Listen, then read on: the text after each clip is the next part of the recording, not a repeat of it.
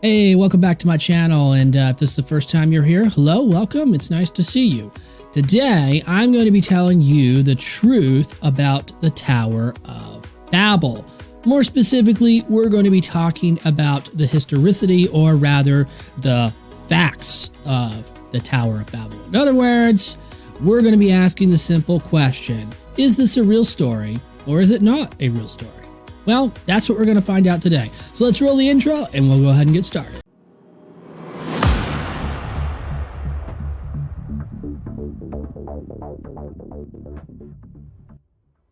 The Tower of Babel is a very, very popular story, not just in our time and in our church culture and our American culture, but also the rest of the world. I mean, you have to understand something. The Tower of Babel, the story of the Tower of Babel, is very, very, very, very old. It's been around for a very long time, and it's interesting because when you think about the phrase, the Tower of Babel, which most of us never do, but when we do think about the phrase, the Tower of Babel, what we tend to think of is the languages, because when we first read the story, which we're going to do in a couple of seconds, but when you first read the story, you hear something about language. And so the idea is that all the people on the earth were speaking the same language, and they tried to build a tower, and God said no, and so he destroyed the tower and confused their language. And so therefore, that's why we think it's called the Tower of Babel. But is that really the case? I mean, is that really why the ancient people decided, hey, we're going to call this story the story of the Tower of Babel? Probably not. That's probably a little bit further from the truth. And I say that simply because I don't really think that they were interested in this explanation of language like we are today. You gotta understand something. What people were interested in, 3,000 or 4,000 years ago is not what we're interested in today. In our times, we have the scientific method, and we have natural science, and we have all these scientists all around the world who tell us all these crazy scientific things. And so our culture is basically based on this approach, this scientific test tube approach to everything in life. It's actually almost gotten to the point where some people are just so biased about being scientific that they choose a partner based on scientific methodology or supposed scientific methodology. And what I'm trying to tell you is this. Science has its place. Natural science has its place. And that place is called inside of natural science. In other words, science can only tell you about science because science is science. All right. When you're talking about the Bible, you're not talking about science. So I don't understand why so many people try to take scientific approach to the Bible. It doesn't make sense. The Bible is a history book. At best, it tells us history. How reliable is that history? Well, that's what we're going to find out today. But we got to understand, when you're reading the Bible and you're going through the Bible, we're dealing with something called history. And the way we date history and the way we understand history is completely different from how we understand natural science. But before we get too far into this video, I just want to take about 20 seconds to tell you about my YouTube channel and why I think you should subscribe. First of all, this is a Bible study channel, and what we do here is study the Bible because we take the Bible seriously, and we seriously study the Bible. And also, I should tell you, my goal for this channel is to get to 1 million subscribers. So if you want to help me out on this journey and be a part of this community that we're building on YouTube, you can click the subscribe button and the bell notification. Oh, and I forgot to tell you, my name is Adam Jordan Clark, and I publish a brand new video every single day. When you hit the subscribe button, not only are you helping me out in growing the channel, but you're also getting a video like this every single day. So click subscribe. Today, we are going to be talking about the Tower of Babel and whether or not this is a real story or not a real story. And you have to understand something about this whole matter. I often talk about the scholarly world and the church world on this YouTube channel.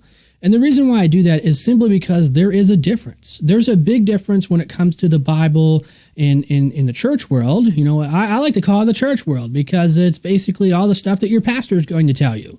Not that he's wrong. It's just that's a religious context, and you have to give religious material in a religious context. So there's the church world. They're only going to tell you churchy things. And then there's the scholarly world, and the scholarly world is not really religious. They're not really churchy. Believe it or not, most of the scholars, Bible scholars, are Christians. Most of them are.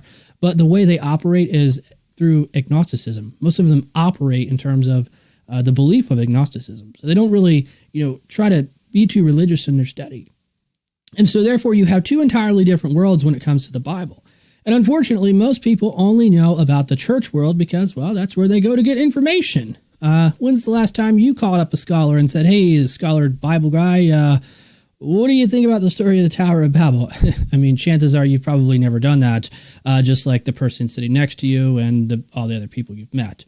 In other words, what I'm trying to tell you is that these worlds are so incredibly different that it's like going to Mars or something. It's like going to walk on the moon. I mean, it's very very bizarre. And so you have to understand, when we talk about the Tower of Babel, you have all the church information, and that's probably what you know about the Bible. So just to go back to the beginning of this video, I talked about language. And I said, we call it the Tower of Babel because God confused their languages and then they were babbling. Therefore, we call it the Tower of Babel. Why do people think that? Well, they think that because they've been told that in church. But is that really the case? I mean, can we actually prove that historically? What I'll tell you is this. I don't think there's a lot of evidence to really support that. I actually think that the story goes a little bit in a different direction than what most people would think. So let's go ahead and take a look at the text and talk about it some more. This is the Tower of Babel in Genesis chapter 11.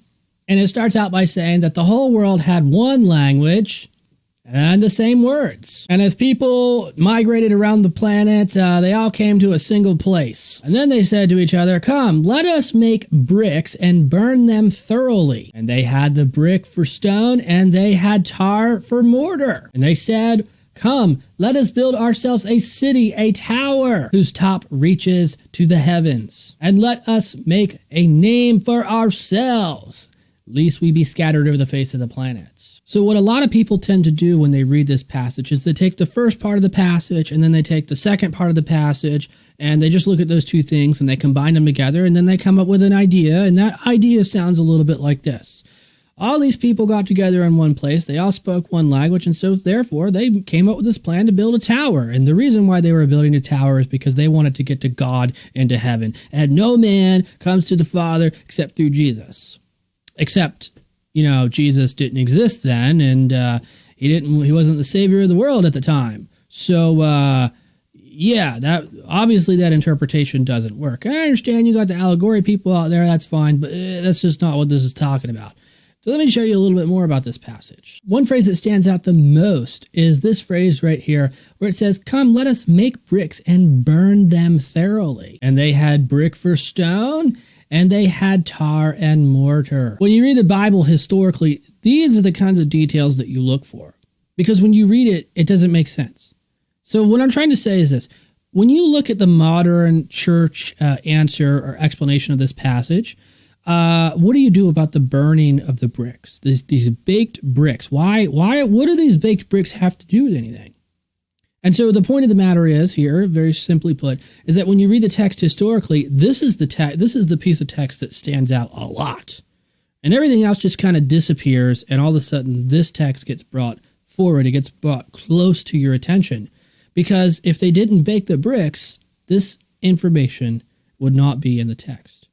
And it also begs the question, if this information of baking the bricks made its way into the text, why did the author of this story decide to put that detail in there? So how significant is this piece of information? Well, it's very significant. It was so significant that somebody decided they were going to put it in the story. So that tells us we need to learn something about the bricks. Because without the bricks and them being baked, we're not going to understand the story. And it gets a little more bizarre in verse 5 because it reads, then Yahweh came down to see the city and the tower that mankind was building. And Yahweh said, behold, they are one people with one language. And this is only the beginning of what they will do. So now nothing that they intend to do will be impossible for them.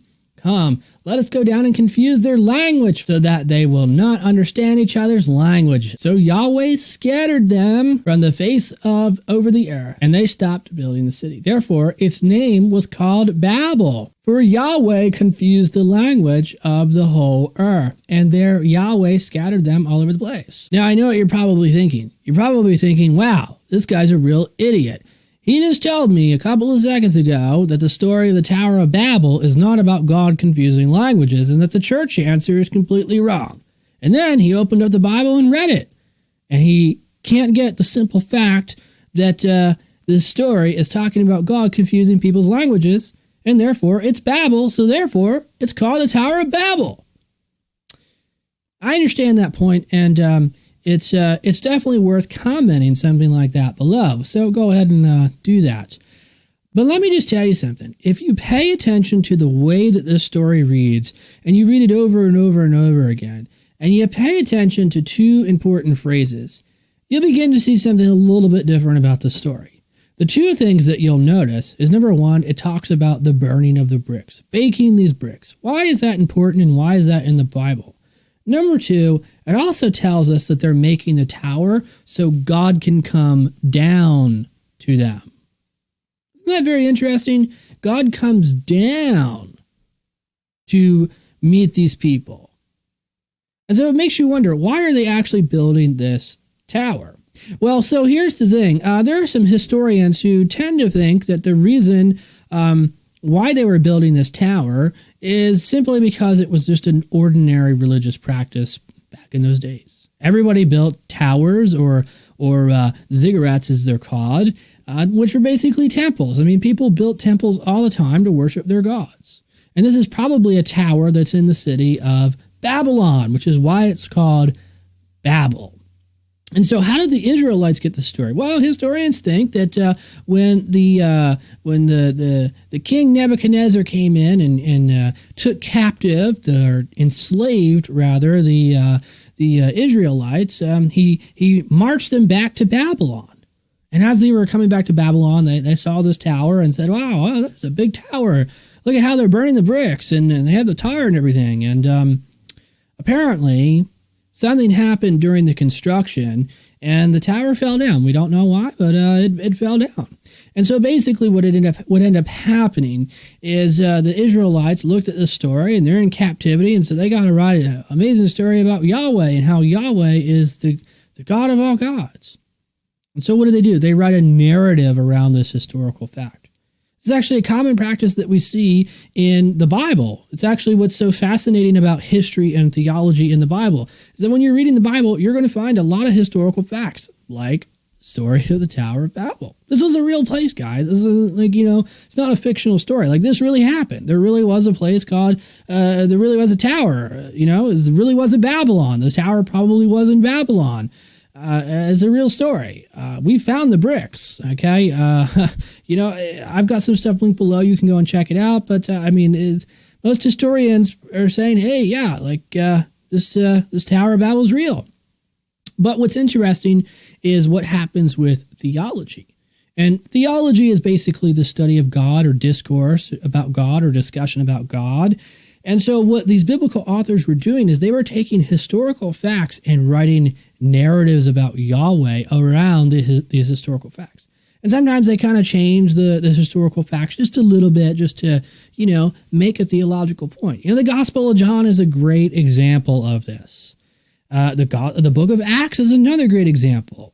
You think about the speeches of Stephen. I mean, was there somebody really sitting there listening to every single word of Stephen's speech, and they're writing it down, and that's the speech we're reading today? Did that happen? No.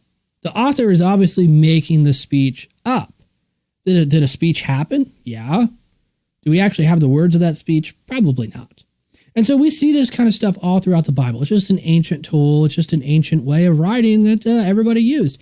You took history and then you put some theology around it, and you kind of combine them together. I mean, after all, they didn't have TV like we do today, and so they needed some form of entertainment. This is definitely a way to entertain people.